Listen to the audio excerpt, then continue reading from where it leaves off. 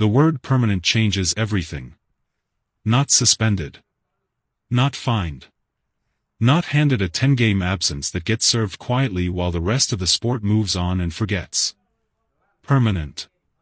A word that lands differently than any other word in the vocabulary of professional discipline, because it doesn't describe a punishment with an end date. It describes a door that has been closed and will not be opened again. Major League Baseball used that word. They used it deliberately, carefully, with the full understanding of what it meant and what it would produce the moment it became public. They did not reach for it lightly. The people who make these decisions, who sit in offices and review footage and weigh precedent and calculate the message that a given consequence sends to every player in the sport, do not use the word permanent unless the thing that happened made every lesser option feel insufficient. What happened to Shohei Ohtani in the 8th inning of that game was sufficient. The Yankees' first baseman is done. Not for a week. Not for a month. Not for the remainder of a season that will eventually end and give way to a fresh start in spring training. Done in the way that the sport reserves for the moments when a line has been crossed so completely that the line itself needs to be redrawn further back, further away from what just happened, so that everyone understands where the boundary actually is. The baseball world woke up to that word this morning. And nothing about the conversation that followed was quiet. The hit itself happened fast. That is the nature of the moments that change things. They don't announce themselves. They don't arrive with warning signs visible enough for the people inside them to prepare. They happen in the fraction of a second between one state of the game and another, between a baseball game proceeding the way baseball games proceed and a baseball game becoming something else entirely. The 8th inning had already been building toward something. Anyone who watched that game closely, who paid attention to the body language between dugouts, to the quality of the silence that fell over certain moments, to the specific way that players from both teams were carrying themselves as the innings accumulated, knew that the temperature inside that stadium was not normal. It was the kind of temperature that experienced players recognize. The kind that coaches monitor from the dugout with a different quality of attention than they bring to a game where the only thing at stake is the score. The kind that umpires feel in the way the conversations between pitches change register, shorter, sharper, carrying words that aren't quite audible from the press box but are understood perfectly by everyone on the field. Ohtani was in the middle of it. He had been in the middle of it all night, not because he sought that position, not because he had done anything to manufacture the tension surrounding him, but because he is the kind of player whose presence generates a gravitational pull that draws every significant moment in a game toward him regardless of whether he is actively involved. And then the Yankees' first baseman made a decision. It was not an accident. That distinction, between something that happens in the flow of the game and something that is chosen, is the distinction that MLB spent its investigative process establishing with precision. They reviewed the footage. They reviewed it from multiple angles, at multiple speeds, with the specific purpose of answering the question that the entire sport was already asking before the investigation formally began. Was it intentional?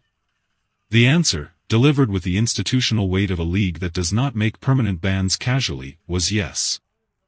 The hit on Ohtani was not the product of competitive aggression that went slightly too far. It was not a split-second reaction that a reasonable person might understand even while condemning. It was a choice, made with enough deliberateness that the footage showed it clearly, argued it plainly, and left the people reviewing it without the room they would have needed to arrive at a more lenient conclusion. The Yankees' first baseman had decided, in the 8th inning of a game that was already too hot, to do something that crossed a line the sport had not seen crossed quite this way before. He chose Ohtani. And in choosing Ohtani, he chose consequences that he apparently did not fully calculate in the moment he made that choice. The league's statement was released in the specific language that official statements use when the institution behind them wants to leave no room for misinterpretation. It was not long. The most serious statements rarely are. Length, in these contexts, creates space for argument, room for lawyers and representatives and the machinery of appeal to find the phrase that doesn't quite say what it means, the word that opens a door the league intended to keep shut. The statement was short because it needed to be airtight. Because the decision it announced was the kind of decision that gets challenged the moment it becomes public, and the people who drafted it knew that the challenge was coming. Permanently banned. conduct detrimental to the sport. The specific reference to the premeditated nature of the contact. The language about the safety of all players, which, in the context of this particular statement, was a reference to one player specifically, even if the principle extended further. Shohei Ohtani's name appeared in that statement. Not as a victim requiring sympathy, the league was careful about that framing, understanding that Ohtani himself would not want to be characterized that way. But as the specific context without which the severity of the consequence made no sense to explain. What happened to him was what made permanent the right word. Inside the Yankees organization, the silence was the loudest thing. There was no immediate statement defending the player. No organizational language about due process and appeal rights and the importance of waiting for all the facts. The silence from the Yankees front office in the hours after the ban was announced said something that an actual statement would have struggled to express more clearly, that there was no version of a defense available to them that wouldn't make the situation worse than it already was. The player himself had representation. The appeal process would begin, as appeal processes always begin, with the formal notification and the window of time that the collective bargaining agreement provides for challenges of this magnitude. Whether that appeal would find any traction, whether any argument existed that could persuade an arbitrator that permanent was too strong a word for what the footage showed, was a question that would take time to answer. But inside that clubhouse, the men who shared a uniform with the player who had just been permanently banned were sitting with something uncomfortable. Not just the institutional embarrassment of a decision that reflected on everyone in pinstripes, but the specific, human discomfort of understanding that one of their own had looked at Shohei Ohtani, had looked at the most celebrated player in the sport, the man who has spent the last several years doing things on a baseball field that the sport hadn't seen before, and had decided that hurting him was a choice worth making. That understanding sat in the room with them. And it was not a comfortable thing to sit with. Freddie Freeman heard about the ban before most people outside the Dodgers organization did. His response, shared in the specific, unguarded way that genuine reactions differ from prepared statements, carried the weight of a man who had been in that stadium, who had watched what happened in real time, and who had spent the intervening hours processing what it meant, both for his teammate and for the sport they shared. He didn't reach for anger. Freeman almost never does.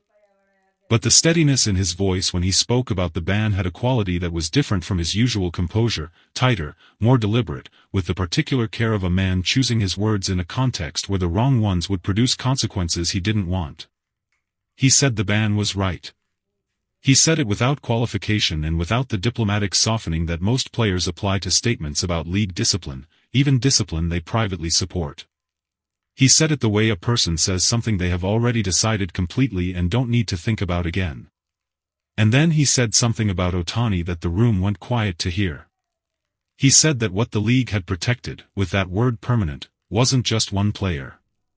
It was the idea that the sport produces people like Ohtani, once in a generation, in ways that cannot be planned or predicted or manufactured by any organization regardless of how much money it spends, and that those people deserve a level of protection that reflects how rare they actually are. The room stayed quiet for a moment after that. Because Freeman had said, plainly and without ornamentation, the thing that everyone in baseball was thinking but hadn't quite found the words for yet. Ohtani was asked about the ban at the Dodgers facility. He was asked in the careful, respectful way that reporters ask Ohtani about things that are sensitive, with the awareness that he processes these moments differently than most players do, and that what he says carries weight that extends beyond the question being answered. He paused. The pause was not long but it was real, the specific kind of silence that falls when a person is choosing between several true things and trying to identify which one belongs in public. Then he said that he hoped the sport learned something from what happened. Not from the ban. Not from the consequence that MLB had imposed on the player who made the decision in the 8th inning. But from the moment itself, from the fact that it happened at all, in a sport that he loves, in a stadium full of people who came to watch baseball and instead watched something that none of them had expected to see. He hoped the sport learned something. That was all. He didn't elaborate. He didn't need to. The permanent ban was the league's answer. That sentence was his. And between those two things, the institution's word and the player's quiet, measured hope, the full weight of what happened in that eighth inning finally settled into the place where it would live for a very long time. Baseball had spoken. And for once, the word it chose was final.